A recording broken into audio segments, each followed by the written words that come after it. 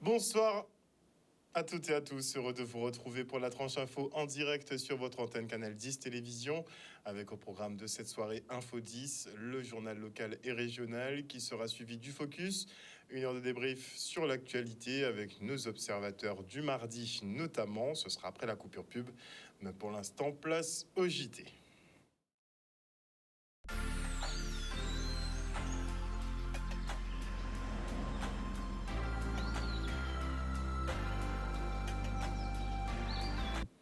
Nous sommes le mardi 7 mars 2023 et les salariés disent non au départ à la retraite à 64 ans. À l'appel des syndicats, ils se mobilisent partout dans les rues pour rejeter le projet de réforme d'Emmanuel Macron. Pour le gouvernement, les Français n'ont d'autre choix que de cotiser 2 années supplémentaires pour sauver le système de retraite. Des propos trompeurs au vu des projections et des maigres déficits estimés ces prochaines années. En tout cas, pour les salariés, ce sera 37 années de cotisation et pas une de plus pour un départ à la retraite à 60 ans. Le reportage.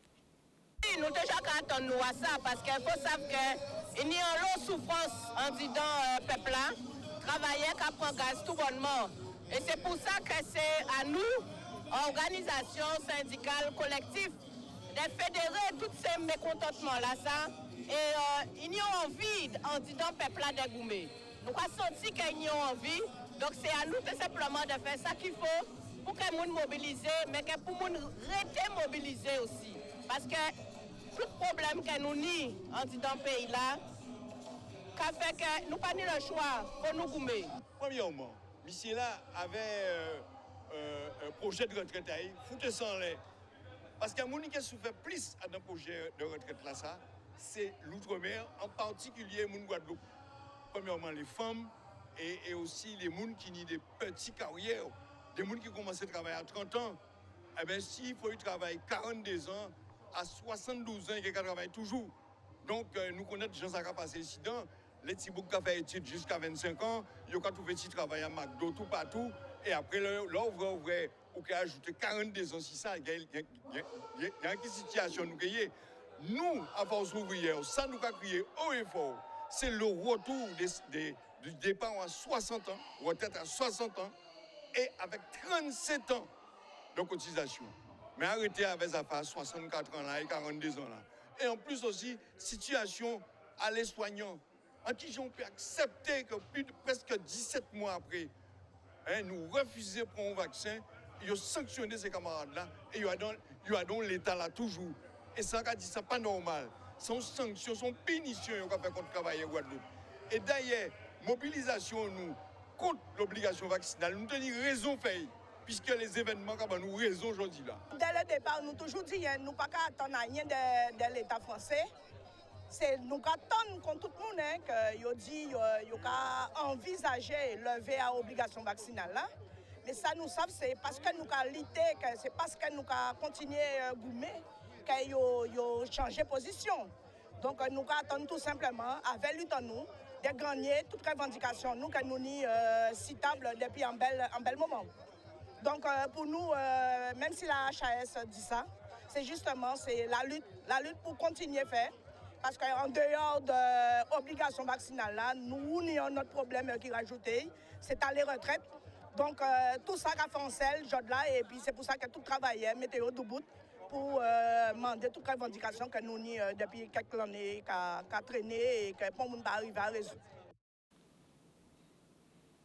Des grévistes qui en ont profité pour passer en revue des problématiques sociales comme la surtaxe des colis postaux. L'occasion aussi de revenir sur l'ouverture des négociations sur toutes les plateformes de revendication déposées depuis septembre 2021, notamment par l'UGTG. Le reportage. Toute là, il y a mobilisation là. Et on a pensé, le premier point là que tout le monde savait, c'est la retraite. Et il y a dans différents secteurs et unions, nous avons des problèmes aussi qui ont concerné les différents secteurs. Moi, en secteur BTP, nous avons différents problèmes. Le problème, nous, c'est déjà le respect de la convention collective et aussi priorité au travail guadeloupéen. Parce que nous avons l'eau étranger qui vient en Guadeloupe pour les de travail que nous ne pouvons pas rester insensibles à ça qu'on fait. Et chose là, la mobilisation là, c'est mettre tout ça nous en tête pour nous faire monde savoir que nous avons un problème dans quel que soit le métier que nous, mais en pays Guadeloupe, nous avons un problème réel qu'il faut nous régler. Un recul total ainsi réforme à la retraite que nous ne sommes pas d'accord puisqu'elles sont véritable mascarade et voulaient imposer puisqu'il y a même dit comme ça si toutefois le Sénat n'a pas voté qui passe en 49.3, ça veut dire qu'il voulait imposer et d'autres façons qui s'est déjà fait.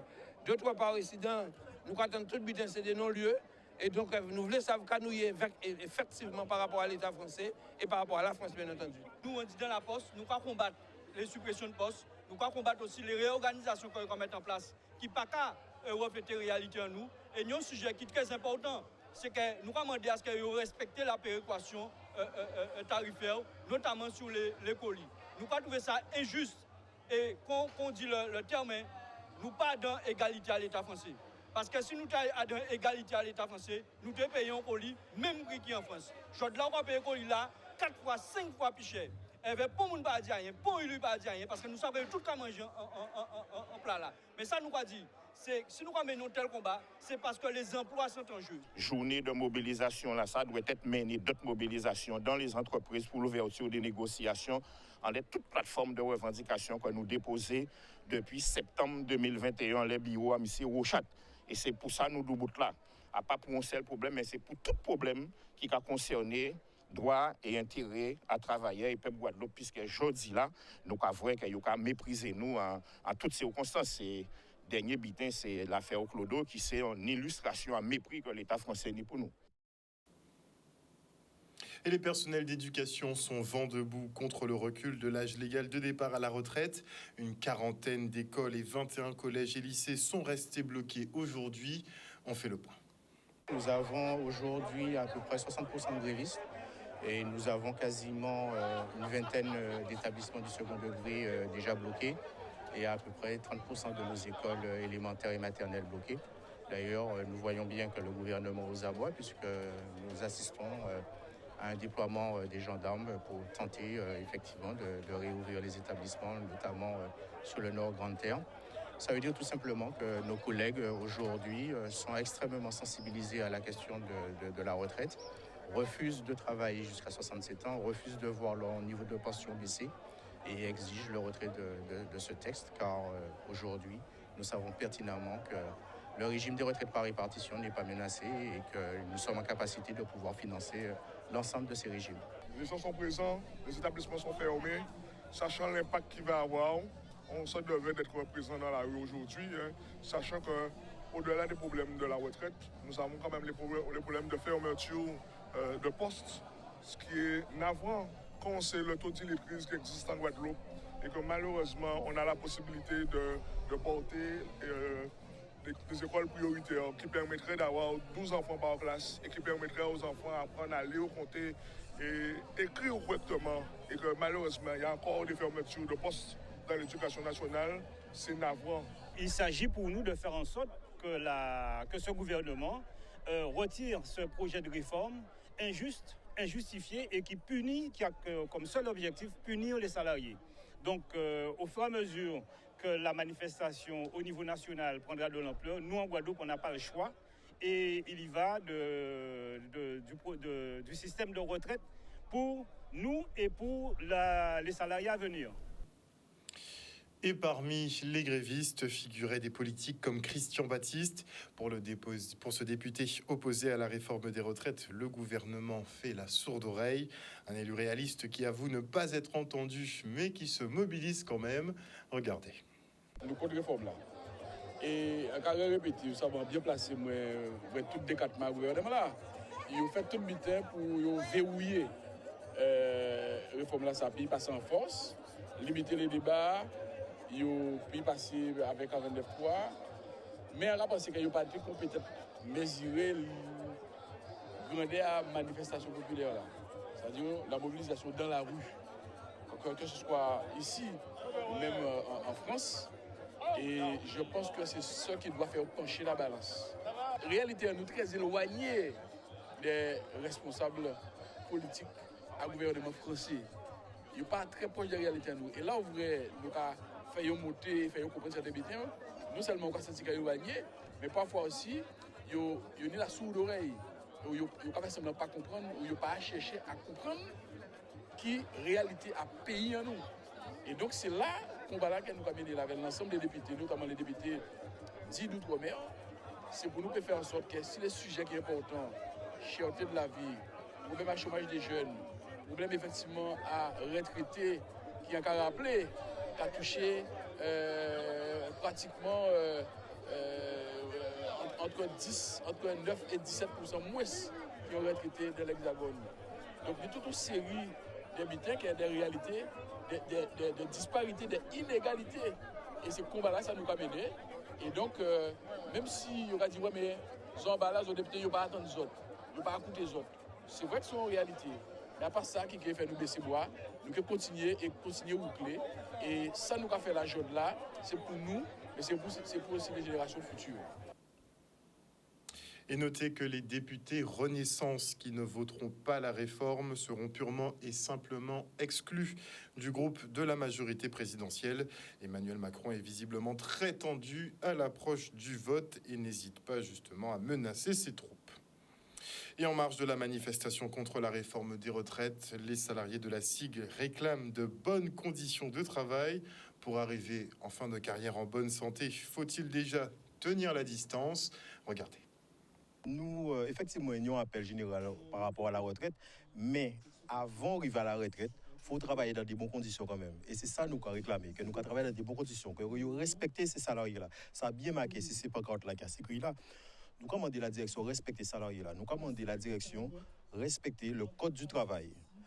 Article L4121-1 du Code du travail qui a dit qu'il faut les salariés travailler dans de bonnes conditions. Parce que si vous ne travaillez pas dans de bonnes conditions, vous pouvez atteindre mentalement et physiquement.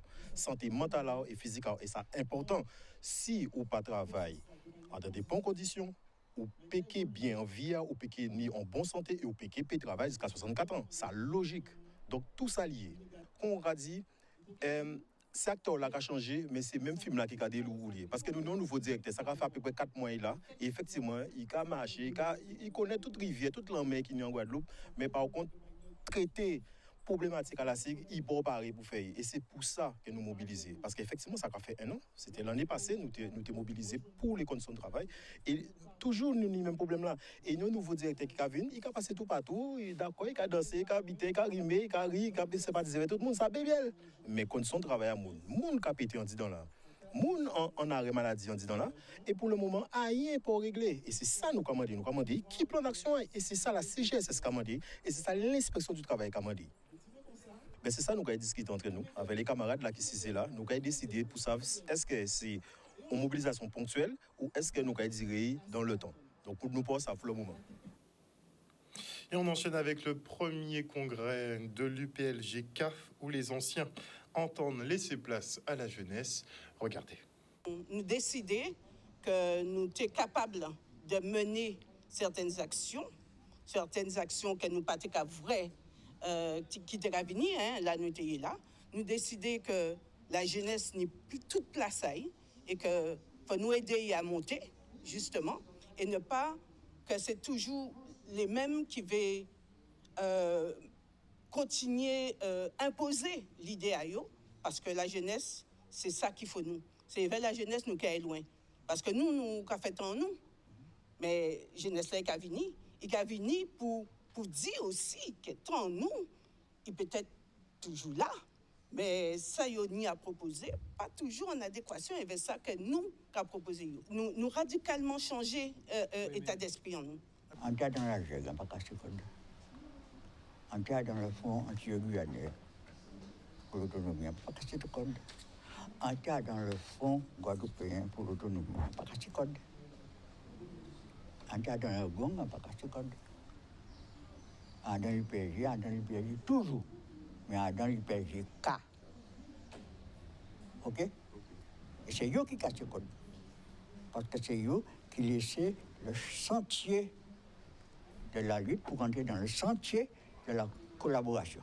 En cas accompagné, ça a fait bien, ça a plus l'année, 2021, en cas accompagné, ils comprennent ce habitant, à savoir que si nous pas ensemble, nous préparer ici.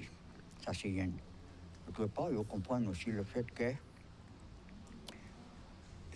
nous devons être par élection à l'institution républicaine française, toute valée. Et coloniale, par conséquent, il faut nous et en sorte, à partir du moment des bases là, ça que c'est des institutions coloniales, il faut nous trouver une stratégie pour nous payer, justement, s'il le faut, prendre ça qui permet nous d'aller devant et laisser ça qui est embarrassé nous. Un reportage de Vianney Valverde. Et petit focus maintenant sur le bus de la parentalité de la ville du Gosier. Pour nous, même s'il n'y a pas effectivement pléthore de parents, c'est pas grave. On a cette action a le mérite d'exister et nous sommes au contraire assez fiers d'avoir mis en place ce projet qui aujourd'hui est mis en œuvre et pour lequel on avait vraiment hâte finalement de le voir déployer au sein des 15 établissements de la ville. On remercie d'ailleurs la ville du Gosier. Il faut qu'il y ait ces manifestations pour qu'on aille en effet vers les gens. Des fois on manque de relais pour justement les accompagner. C'est-à-dire qu'il y a des gens qui ont besoin d'aide. Des fois il se passe des choses et en effet les personnes ne se rencontrent pas en fait. Donc nous on est là au maximum pour répondre à leurs besoins et concret. L'école c'est le lieu, on le sait, des enfants mais aussi où la société peut rencontrer les familles justement. Il y a pas mal de familles justement monoparentales. Il y a une structure familiale qui est peut-être plus particulière aussi, avec des tatis, des mamies qui sont très présentes. C'est ce qu'on appelle aussi la famille élargie. Peut-être un modèle plus métropolitain où il y a vraiment les parents, les enfants. C'est peut-être différent ici, avec des fois aussi une structure familiale qui manque peut-être un peu d'ancrage. Donc c'est peut-être aussi des fois compliqué. Il y a les questions de sécurité, tout simplement aussi qui sont en lien. Il s'agit effectivement d'une action de parentalité qui va, parce que c'est la politique qu'on souhaite mener effectivement sur le territoire du Gosier, de façon à mettre des professionnels en lien avec les familles pour les accompagner tout simplement dans leur rôle de parents. Et maintenant, je reçois Frédéric Abatussi, président de la Ligue d'échecs de Guadeloupe, qui est en compagnie de Carole Albina, présidente de la commission féminine de la Ligue d'échecs, Ligue qui organise l'Open du jeu d'échecs féminin de Guadeloupe le 12 mars prochain. Bonsoir à vous. Bonsoir Harold. Bonsoir. Alors, je vais me tourner d'abord dans un premier temps vers monsieur Abatussi. Justement, vous êtes président de la Ligue d'échecs de Guadeloupe. Je ne cache rien aux téléspectateurs, donc je disais hors plateau, justement, enfin hors antenne, que c'était la première fois justement qu'on avait l'occasion de se rencontrer. Donc, est-ce que vous pouvez nous présenter de façon plus exhaustive votre association? Depuis combien de temps vous opérez en Guadeloupe? Est-ce que c'est une activité qui fonctionne bien? Elle concerne plutôt les femmes, les hommes, les jeunes, les vieux? Comment ça se passe? Dites-nous tout. Tout d'abord, bonsoir aux auditeurs de Canal 10. Nous sommes très heureux de faire notre rentrée médiatique sur le sujet. Nous avons un planning très chargé pour l'année 2023. Nous allons commencer sur les chapeaux de roue avec quelques événements majeurs, des sessions de formation. Donc la Ligue, effectivement, existe déjà depuis plus d'une vingtaine d'années, précisément. Nous avons effectivement un certain nombre d'actions et de mises en place qui ont été faites durant cette période.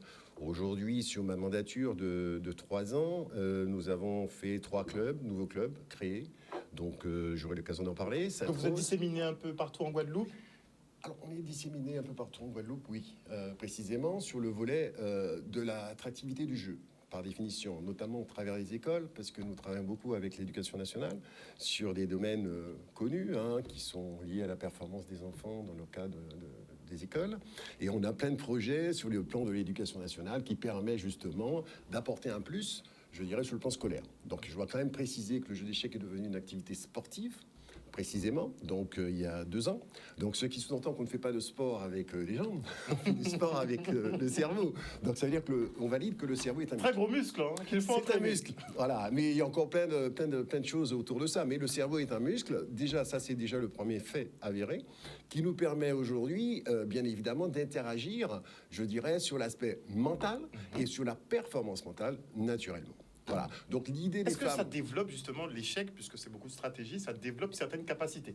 Alors, comment vous dire? C'est plus que ça, on est déjà dans le factuel. C'est pas que ça développe, c'est reconnu en tant que tel, comme support thérapeutique. On n'est plus dans le est-ce que, non, c'est véritablement des études scientifiques dans le monde entier qui ont validé le fait que le jeu d'échecs est un support thérapeutique cognitif, pour améliorer son cognitif.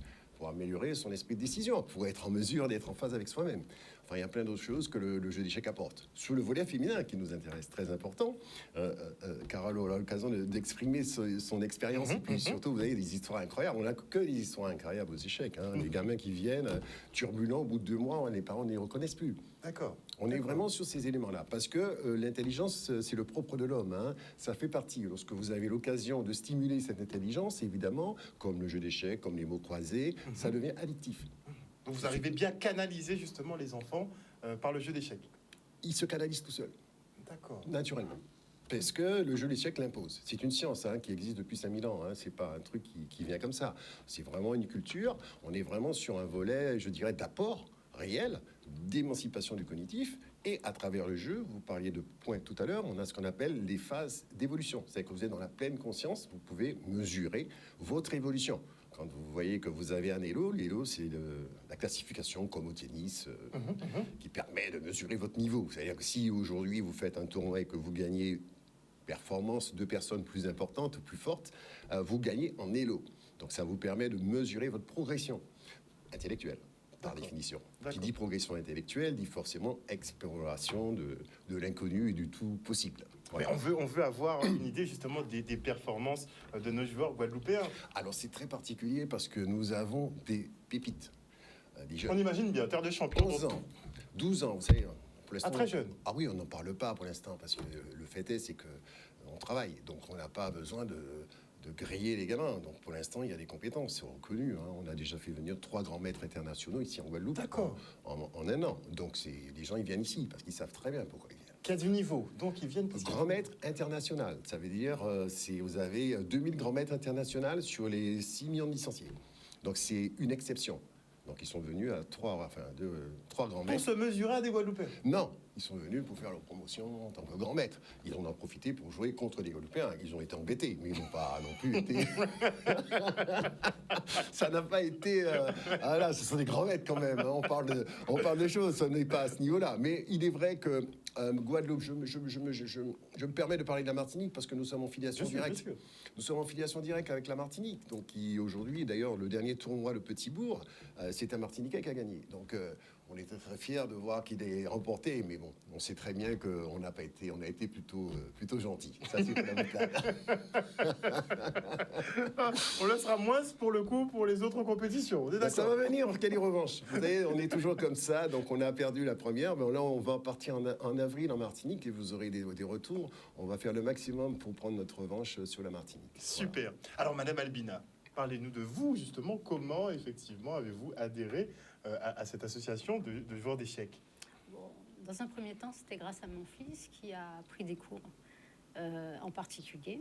Et, donc, vous avez inscrit votre fils pour prendre des cours d'échecs? Alors, en fait, c'est lui, ça s'est passé à l'école primaire.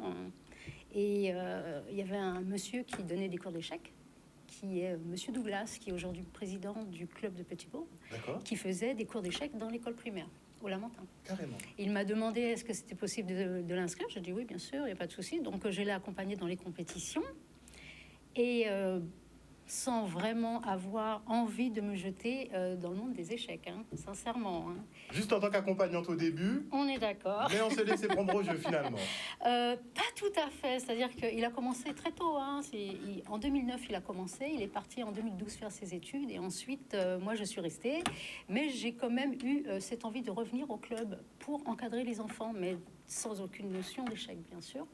Et le président m'a fait asseoir pour essayer, ce qui a été compliqué parce que je me suis dit que les échecs, c'était pas forcément pour moi. Mais quand on est profane, c'est un peu compliqué. Voilà, c'est bon. Alors déjà, il n'y a pas beaucoup de féminines. Ah, donc plus d'hommes. Ça heurte. Plus d'hommes, oui. Ah, mais il y avait, c'est même pas qu'il y avait très peu, c'est qu'il y en avait peut-être une qui se baladait par là et dans le club. Mais je veux dire, c'est compliqué de se dire, on va s'asseoir pour jouer avec des hommes, surtout quand on n'y connaît absolument rien. Donc j'ai quand même fait l'effort de m'asseoir, j'ai commencé à jouer, et puis je suis revenue, et puis je suis revenue, et puis je suis revenue, jusqu'au jour où je me suis jetée dans une compétition mixte. Et bien évidemment, j'ai fini dernière du classement, puisque je ne savais pas jouer. Il faut se lancer de toute manière. Quand on est une femme, que ce soit aux échecs ou dans un autre domaine, il faut vraiment se jeter et essayer. Et donc, je me suis jetée, j'ai essayé. Et ensuite, de là, on m'a proposé de passer une formation pour avoir mon diplôme d'échec. Il y a des diplômes d'échec carrément. Alors, juste une aparté, oui. Alors, on a les diplômes officiels, des vrais diplômes, qui est le niveau, qui vont prendre encore plus de poids. Parce que le jeu d'échecs va rentrer comme matière pour le bac. Donc on va être amené effectivement à être plus impliqué dans les matières sportives, puisqu'on est sportif et en même temps on est plein de trucs. Bref. Excellent. Fin d'Amalbina. Voilà. Donc, mais avant de passer les diplômes, j'ai fait une compétition. Donc la première compétition féminine qui était en 2015. Ouais, 2015. Donc j'ai gagné, j'ai fini première. Ah ben voilà. Voilà, c'est motivant parce que on se sent, on se dit waouh, on a quand même des capacités, on a réussi quelque chose dans le domaine des échecs.